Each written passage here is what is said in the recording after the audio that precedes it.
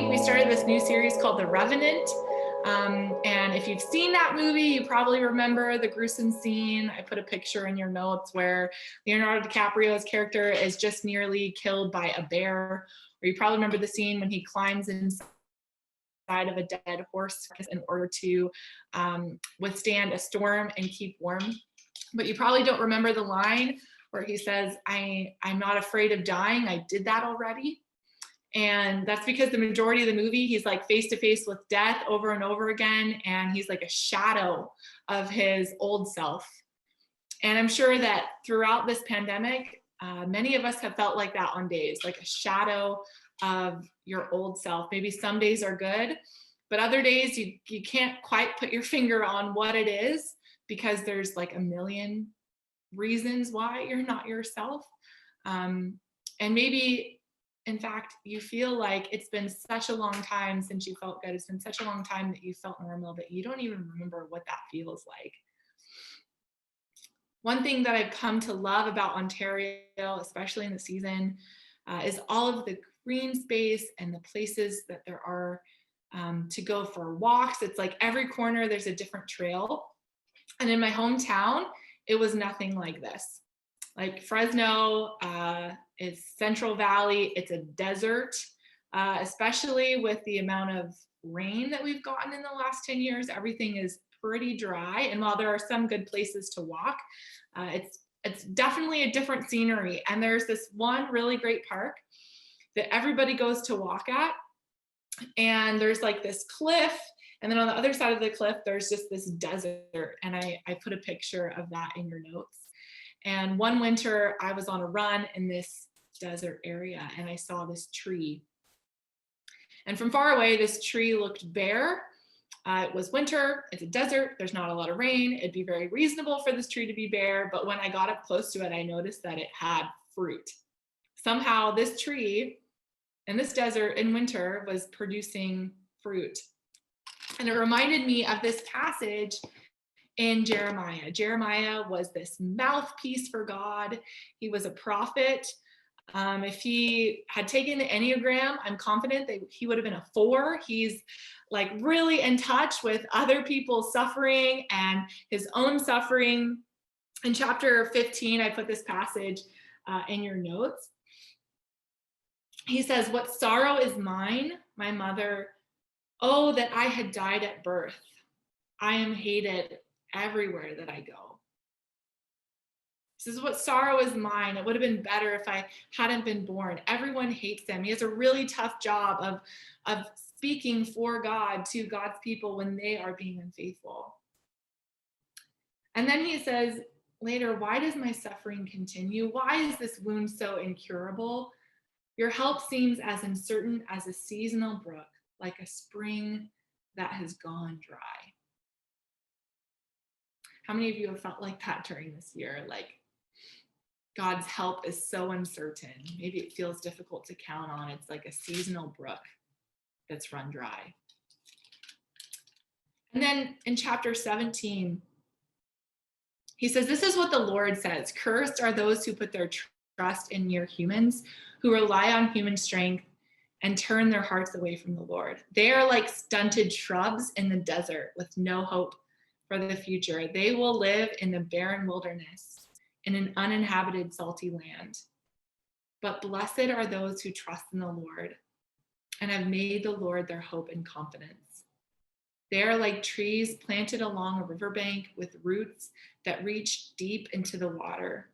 Such trees are not bothered by the heat or worried by long months of drought. Their leaves stay green and they never stop producing fruit." Just like this tree in Fresno in a desert in winter.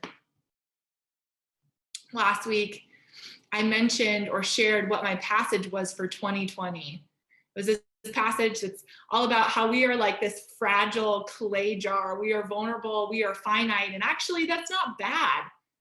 It feels uncomfortable, but to be honest, the best people that I've ever met are people well acquainted with suffering, because it's the suffering that forces us to live into the fullness of our humanity. So that was my passage for 2020. But this passage, Jeremiah 17, is my passage for 2021 and the passage for the series, because this is what I believe we need this year.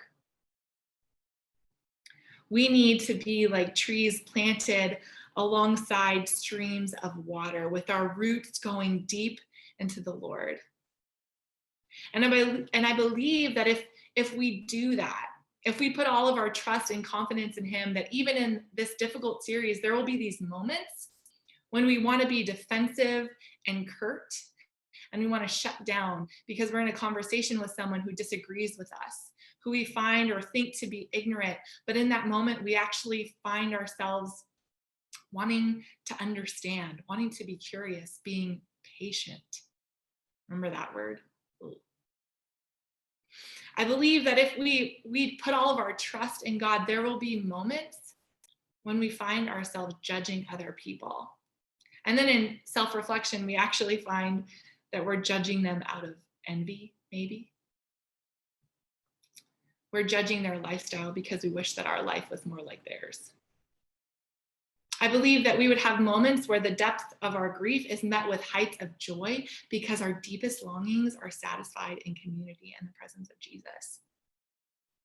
And I believe that we might find buried underneath our piles of worries and our efforts and need to control everyone around us and control our situation, we might find that we're actually afraid of being betrayed, afraid of being alone, afraid of nobody taking care of us.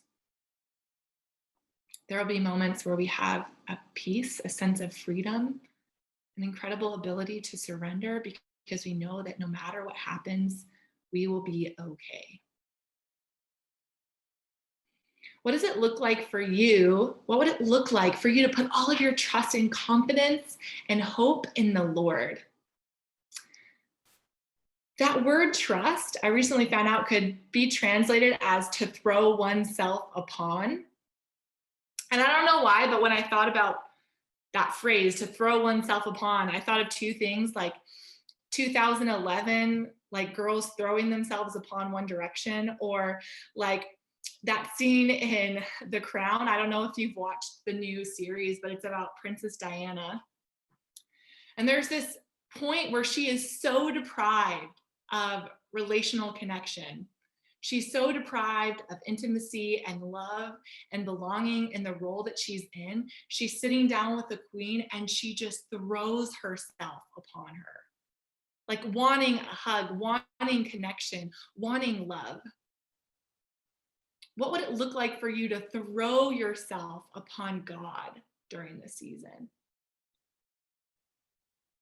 When you think about becoming more like someone, becoming more like Jesus, throwing yourself on God, trusting in God, what does that look like? So often, I think in our Western culture, when we think about becoming more like Jesus, it involves getting more information, reading the Bible more, listening to podcasts, sermons, which isn't necessarily bad, but so much of our Christian walk in the Western world is all based off of information and not enough of formation. It's informative, but not formative. We think that if we have the right information, then we can muster up the willpower to do the right thing. But it doesn't exactly work that way, because we are more than just a mind. We are embodied people. Timothy Wilson, he's this psychologist who said that Freud, another psychologist, said that our consciousness is the tip of the mental iceberg. It's this one small part of what's really going on in our mind. And he says that he was actually short of the mark, that it's more like a snowball on top of that iceberg. Because our mind most efficiently operates like at a high level of unconsciousness. Think about like a pilot who learns to fly a plane.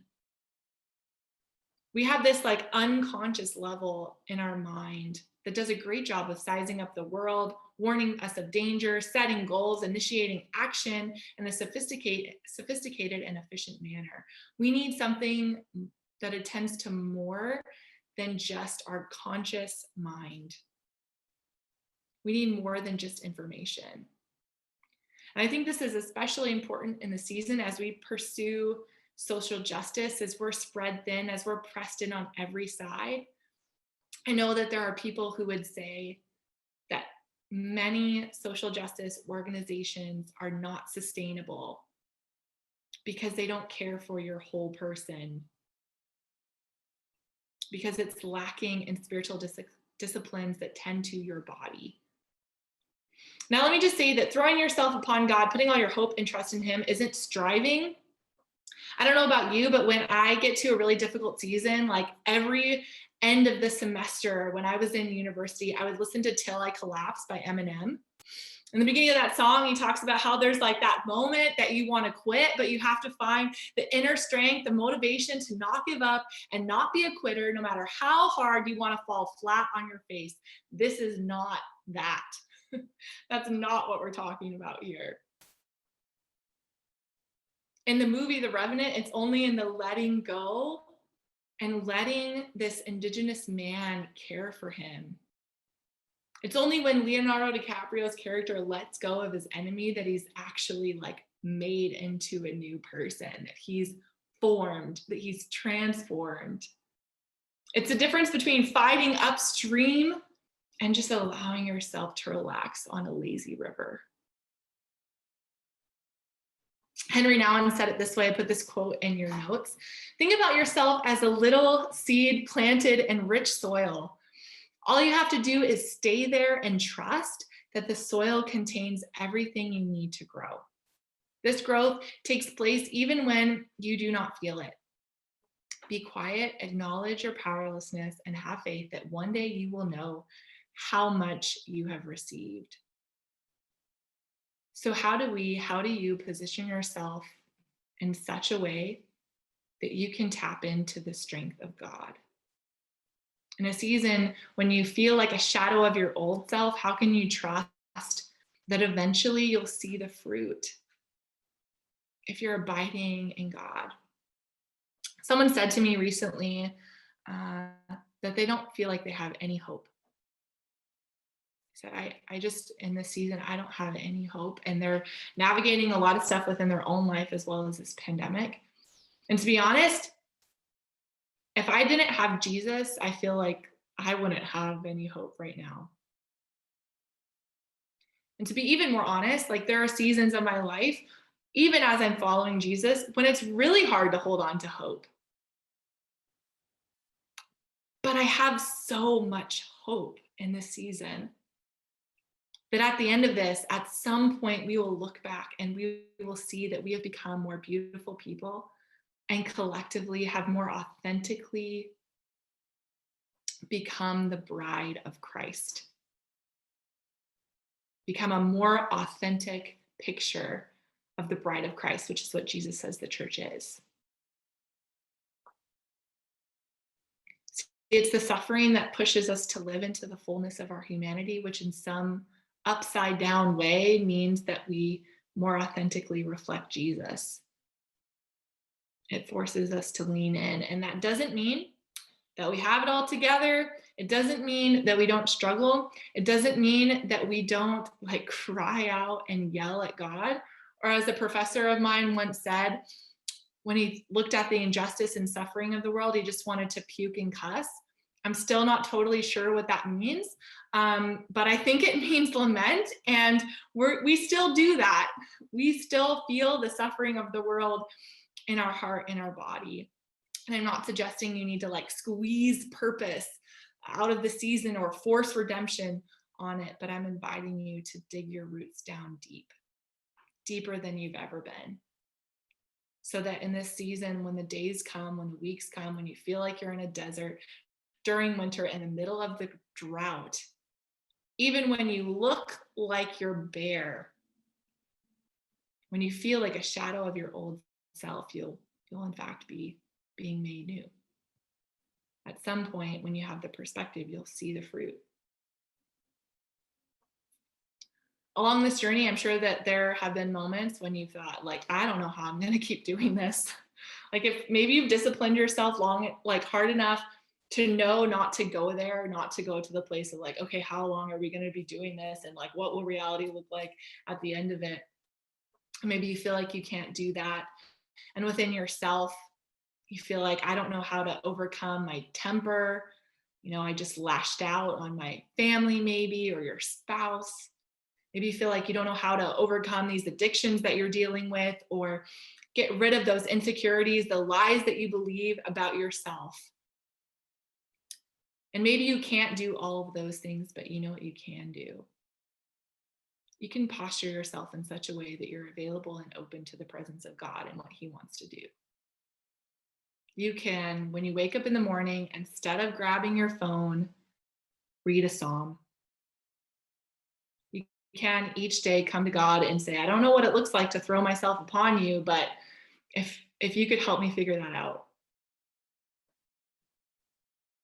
You could join a group, dive deeper into community, reach out when you're struggling. What would it look like for you to posture yourself in such a way that you're available and present to the strength and the sustaining power of God? That's what this series is about.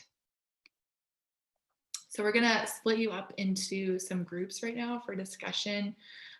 If you don't want to join a group or you don't feel like talking right now, that's totally okay. Just keep your screen off and we'll know that, or you can put in the chat, hey, I'm feeling introverted today. That's totally cool.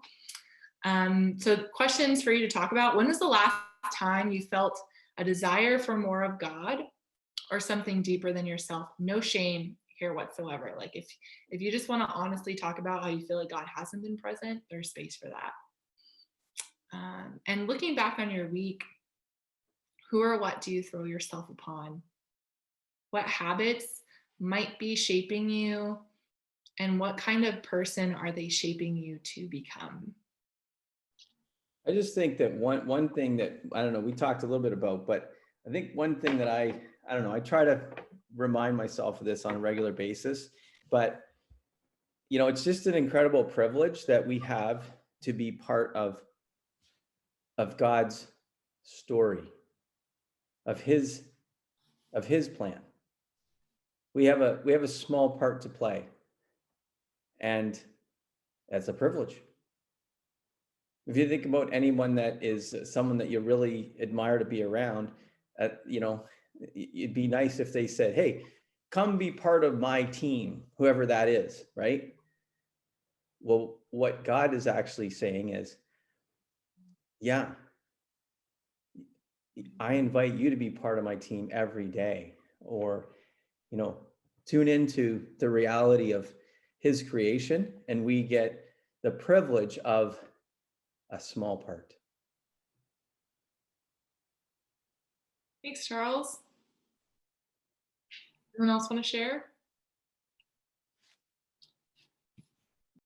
We talked a bit about how you don't typically think of a tree doing work to grow its roots. Like, what do I need to do to grow my roots? And Jason made a good point of being a tree removal specialist. Of when you look sometimes under unearth a tree, that the roots will grow towards the water source. Like and that Jeremiah verse is pretty clear about that sends out its roots by the stream. And so regardless of what we do, I don't grow my roots, but I aim towards the source that's going to do something, and the source being Jesus.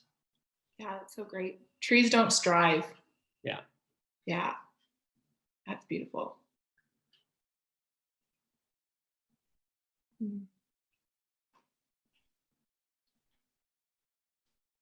Anyone else? What's the question, Grace? The questions we talked about in the groups. Okay. Yeah. I thought you asked something different when you came back, actually. Oh, okay. Sorry. I actually put in at the end, well, feeding off what you said, where I find with Western Christianity, in my experience, a lot of it is informative rather than relational, and more than, like, the world is full of advice and misinformation. And what we need for spiritual is relation, not do this, do that, and you'll be fine.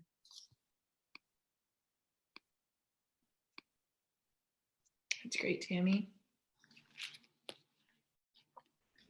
I think, Sorry, go ahead. I was just gonna say, I think more than ever during this time, just that quietness, that being still. Some of us have more margins than others to be able to do that, and for some of us that's a good thing. For some of us, that we don't know what to do with that extra time.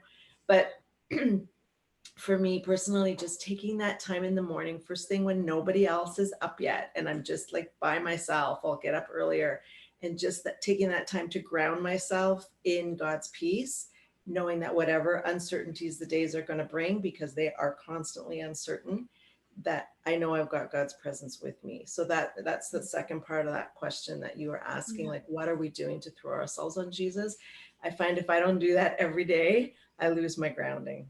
So I need that personally every day. Yeah.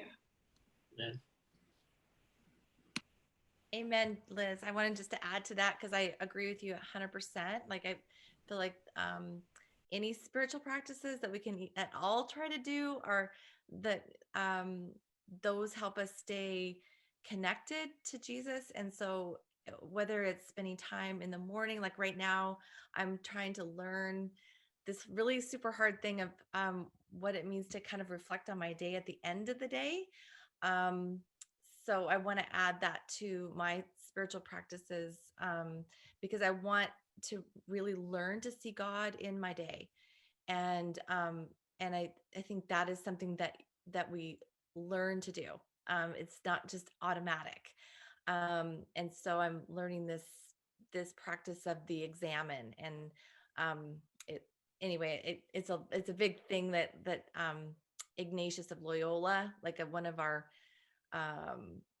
like a saint from way back when started this, but it really is a helpful thing because I just kind of go through like from one day to the next, as opposed to stopping and actually looking for where did God show up in my day. And so that's something I'm trying to lean into. Thanks, Kelly. Yeah, so when you think about really big life decisions that you've had to make, you can make all the pro-con lists that you want. You can get all the information, but then at the end of it, what do? You just go with your gut. It's like sometimes having all the information is not everything. We are more than just a mind, and we just to abide and throw ourselves upon God. It doesn't mean just having all the right information and then trying to do all the right things, but it's really forming our whole person. And that's what the series is about. And one way that we put our whole self towards God is practicing communion, because that's one way that we engage our body. And it's really symbolic of our body both carrying the death and resurrection of Jesus, of his presence with us. And so Kira is going to lead us in this last worship song. And if you have brought elements for communion, I just invite you to take those and just allow that to be symbolic of God's presence with you, of you posturing yourself towards the living water that will sustain you and be with you. And even in a very slow process, transform you. Let me just say a prayer and then I'll pass it over to you, Kira. God, thank you that when we are close to you, when you are with us, we can have these moments of peace, of joy, that we find your strength. And while we know that the season is difficult and we can still come to you with all of our frustrations and our confusion and our grief, and you hear those too. And we can trust you in this very long journey that you are holding us, that you are transforming us, that you are drawing us closer to yourself in the midst of that. And I just pray that each of us would experience it. Would you give us a glimpse of your glory and the work that you're doing? Would you show up for us in tangible ways, and would you be our strength? We pray these things in your name. Amen. I pray that from God's glorious, unlimited resources, He will empower you with inner strength through His Spirit. And Christ will make His home in your hearts as you trust in Him, and your roots will grow down into God's love and keep you strong. And may you have the power to understand, as all God's people should, how wide, how long, how high, how deep His love is for you. May you experience the love of Christ, though it is too great to understand.